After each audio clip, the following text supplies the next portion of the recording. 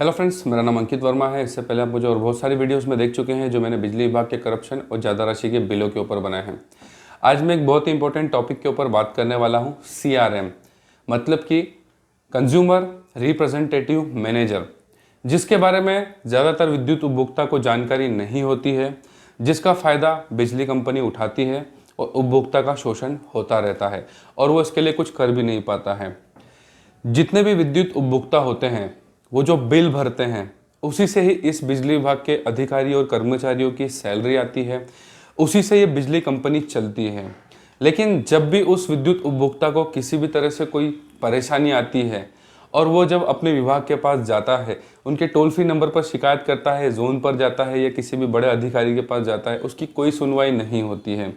और consumer forum, जहाँ पर यह CRM मतलब कि कंज्यूमर रिप्रेजेंटेटिव मैनेजर होना चाहिए, लेकिन ज़्यादातर राज्यों में ऐसा नहीं होता क्योंकि विद्युत उपभोक्ता को इसके बारे में कोई भी जानकारी नहीं है। सब्सक्राइब कीजिए हमारे YouTube चैनल को और बेल आइकन को प्रेस कीजिए हमारे लेटेस्ट वीडियो के नोटिफिकेशन के लिए। आप सभी ने देखा होगा, जब भी हम किसी प्राइवेट कंपनी की कोई सर्विसेज लेते हैं और अगर हमको वहाँ से संतुष्टि नहीं होती है और जब भी हम कंज्यूमर कोर्ट में उनके अगेंस्ट कंप्लेंट करने की धमकी देते हैं तो वो बहुत जल्द हमारी जो परेशानी होती है उसको सॉल्व करते हैं। एग्जाम्पल के लिए मैं अगर अमेज़न की बात करूं, अमेज़न हमेशा अपने कस्टमर को फर्स्ट प्रायोरिटी पर रखता है। वो कहते हैं ना कि बिजनेस में कस्टमर किंग होता है। अगर आपका कस्टमर आपसे पूरी तरह से संतुष्ट है तो आपका बिजनेस बहुत अच्छा चलेगा। लेकिन अगर आपका कस्टमर आपसे संतुष्ट नहीं है, वो आपसे नाराज़ है, उसको आपसे परेशानी है, तो वो कभी भी आपकी प्रोडक्ट और सर्विसेज को बाय नहीं करेगा, जिसका सीधा सा असर आपके बिजनेस पर पड़ेगा। सेम ऐसा ही बिजली विभाग के साथ भी होता है। जो कंज्यूमर बिल भरता है उसी से इनके अधिकारी और कर्मचारियों की सैलरी आती है और इसी से ये मेंटेनेंस कर पाते हैं और इसी से ये पूरी बिजली कंपनी चलती है।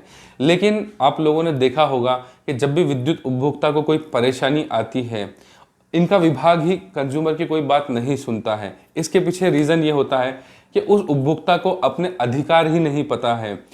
वो उपभोक्ता जिसके दिए हुए बिल के पैसों से पूरी बिजली कंपनी चल रही होती है, उसी से परेशानी आने पर वो उसी से परेशान हो जाता है क्योंकि उसको अपने अधिकार ही नहीं पता है।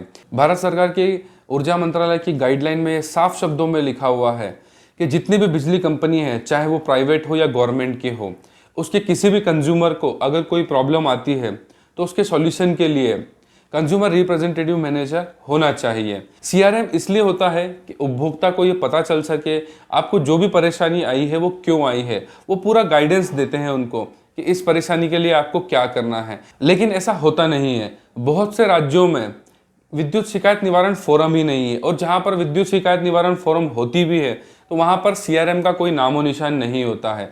इसके पीछे सबसे बड़ी समस्या उपभोक्ता की तरफ से भी होती है। देखिए, सरकार के जितने भी विभाग होते हैं वो अपने हर विभाग के लिए गाइडलाइन मतलब कि नियम और कायदे बनाती हैं जिसको उन्हें फॉलो करना होता है। लेकिन अगर उस विभाग में इन चीज़ों को कोई फॉलो नहीं कर रहा होता है तो सरकार तक ये बातें जानी भी चाहिए कि आपकी जो गाइडलाइन मतलब जो रूल्स एंड रेगुलेशंस है उसके अकॉर्डिंग काम नहीं हो रहा है। जब तक उस चीज़ की जानकारी सरकार को नहीं होगी, हमें भी सरकार के ऊपर उंगली उठाने का कोई अधिकार नहीं बनता है। और ये सब तब हो पाएगा जब आप अपने अधिकारों को जानते होंगे।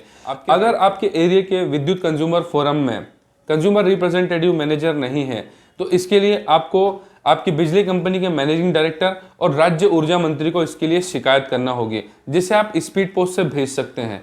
और इस शिकायत पत्र को आप बिना एडवोकेट के भी बना सकते हैं और इसका एक प्रारूप हम हमारी वेबसाइट बिजली फोरम के ऊपर अपलोड करेंगे। इस वीडियो के डिस्क्रिप्शन में हम हमारी वेबसाइट का लिंक दे रहे हैं जहां से आप इसके शिकायत पत्र का प्रारूप जो है वो डाउनलोड कर सकते हैं और अपने बिल के अकॉर्डिंग आपको उसमें अपनी जानकारियों को बदल करके और अपने बिजली कंपनी के मैनेजिंग डायरेक्टर और ऊर्जा मंत्री को भेज सकते हैं। अगर इन 15 दिनों में आपकी बिजली कंपनी के MD और आपके राज्य के ऊर्जा मंत्री का कोई जवाब नहीं आता है तो उसके बाद में इन दोनों ही शिकायत पत्र की एक फोटोकॉपी के साथ में आपको एक और शिकायत पत्र बनाना है। ऊर्जा मंत्रालय को इसकी शिकायत करना होगी। इसकी शिकायत किस तरह से करना है वो मैं आपको बता देता हूँ और किन किन लोगों को इसकी शिकायत करना है। ऊर्जा मंत्रालय की वेबसाइट पर आपको ऊर्जा मंत्री और उनके सेक्रेटरी इन दोनों का ही एड्रेस आपको वहां से मिल जाएगा और उसमें उस शिकायत में आपको पहले जो 2 शिकायत आपने की थी बिजली कंपनी के मैनेजिंग डायरेक्टर की और राज्य ऊर्जा मंत्री की, इन दोनों की फोटोकॉपी, मतलब कि जो आपने स्पीड पोस्ट से जो शिकायत की थी उसका डॉकेट नंबर जो होता है उसका स्क्रीनशॉट, मतलब उसकी एक कॉपी, और जो शिकायत पत्र आपने भेजे थे उसकी फोटोकॉपी इनके साथ में आपको भेजना होता है। इनका एड्रेस आपको ऊर्जा मंत्रालय की वेबसाइट पर मिल जाएगा। ऊर्जा मंत्री और ऊर्जा सेक्रेटरी इन दोनों को ही आपको भेजना होगा। जब भी हम सरकार के किसी भी विभाग में अगर कोई शिकायत स्पीड पोस्ट से या रजिस्टर्ड एडी डाक से भेजते हैं तो 15 दिन में उनको वहां से जवाब देना ही चाहिए नियमों के हिसाब से।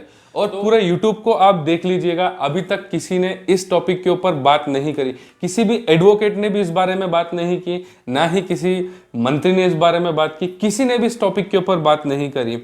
इसीलिए इस पूरे भारत के जितने भी विद्युत उपभोक्ता हैं उनकी जागृति और संरक्षण के लिए मैंने ये वीडियो बनाया, ताकि इसके बारे में आपको पता चल सके। जब तक विद्युत उपभोक्ता को अपने अधिकारों की जानकारी नहीं होगी तब तक उसका शोषण होते रहेगा, तब तक वो परेशान होते रहेगा।